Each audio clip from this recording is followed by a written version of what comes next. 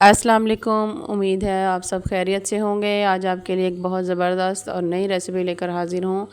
उम्मीद है आप इसको फ़र्स्ट टाइम ट्राई करेंगे, इंशाल्लाह आपको बहुत पसंद आएगी। चलिए जी शुरू करते हैं। बिस्मिल्लाहिर्रहमानिर्रहीम। सबसे पहले मैंने एक कशर लिया है, इसको हमने ये देखें जी बड़े साइज़ का जो कशर है वो हमने वहाँ से इन बैंगनों को हमने इस तरह से ग्रेड कर लेना है। ये बैंगन मैंने ग्रेड कर लिए हैं, देखें इस तरह से मैंने इनको कर लिया है। अब हम इसे बाउल में ऐड करेंगे। वीडियो को आप एंड तक देखेंगे तो आपको तमाम इसके बारे में जो मालूमात है वो मिलेंगी। और आप मेरे चैनल को लाइक और सब्सक्राइब ज़रूर कीजिएगा। अब जो नेक्स्ट हम इसके अंदर ऐड करेंगे, ये देखिए जी ये प्याज है, प्याज मैंने इसके अंदर ऐड कर दिया है। और इसके बाद प्याज ऐड करने के बाद इसके अंदर मैं जो नेक्स्ट ऐड करूँगी वो है सब्ज़ धनिया। सब्ज़ धनिया मैंने ढेर सारा इसके अंदर ऐड किया है, ये देखें। और सब्ज़ धनिया ऐड करने के बाद अब जो हम इसके अंदर नेक्स्ट हम ऐड करेंगे सब्ज़ मिर्च है, मैंने एक अदद काटी है बारीक सी बिल्कुल। आप इसको चॉप भी कर सकते हैं। और इसके बाद जब हम इसके अंदर ऐड करेंगे वो है बेसन। बेसन तकरीबन 4 से 5 चम्मच मैंने इसके अंदर ऐड किए हैं। बेसन हमने सिर्फ इतना ऐड करना है कि जिससे जो हमारा जो मसाला है वो आपस में बाइंड हो जाए। बहुत ज़्यादा हमने बेसन इसके अंदर ऐड नहीं करना। अब स्पाइसेस में मैंने इसके अंदर ऐड करना है, लाल मिर्च ऐड की है, नमक ऐड करेंगे। और नमक ऐड करने के बाद इसके अंदर मैंने हल्दी थोड़ी सी ऐड की है, ये देखिए जी हल्दी ऐड कर दी है। हल्दी ऐड करने के बाद खुश्क धनिया आप ऐड कर लीजिएगा, वो मेरे से स्किप हो गया था। अच्छा जी, इसके बाद अब जो नेक्स्ट मैंने इसके अंदर ऐड करना है वो है कसूरी मेथी। कसूरी मेथी ये मैंने इसके अंदर ऐड कर दी है, ये देखें जी।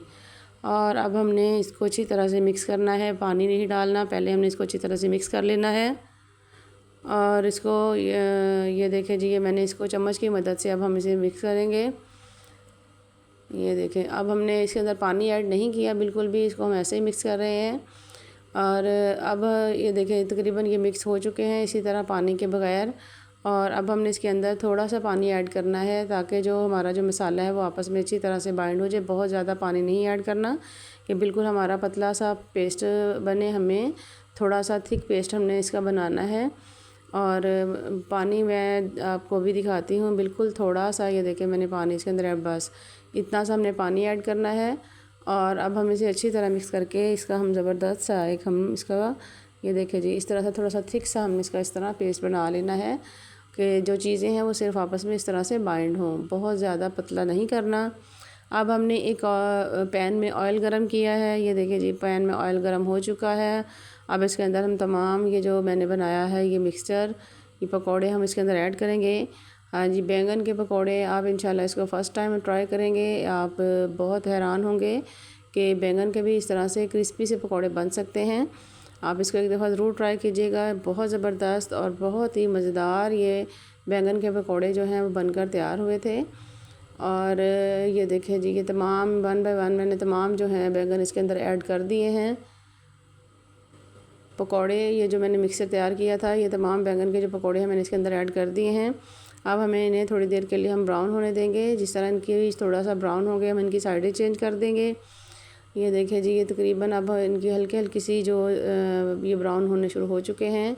अब इन तमाम की ये मैंने साइडें चेंज कर दी हैं, ये देखिए जी ये तमाम की साइडें चेंज कर दी हैं। अब इसके बाद हमारे ये पकौड़े बनकर मज़ेदार से तैयार हो चुके हैं। अब हमें इन्हें डिश आउट करेंगे। ये देखें जी बहुत ज़बरदस्त और बहुत ही क्रिस्पी से ये बैंगन के पकौड़े बने हैं।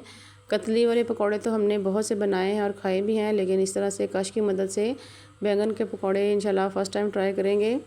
आप मुझे फ़ीडबैक ज़रूर दीजिएगा कि आपको ये मेरी रेसिपी कैसी लगी है। इंशाल्लाह किसी नई रेसिपी के साथ हम दोबारा मिलेंगे और कोई अच्छी सी रेसिपी फिर शेयर करूँगी। अल्लाह हाफिज़।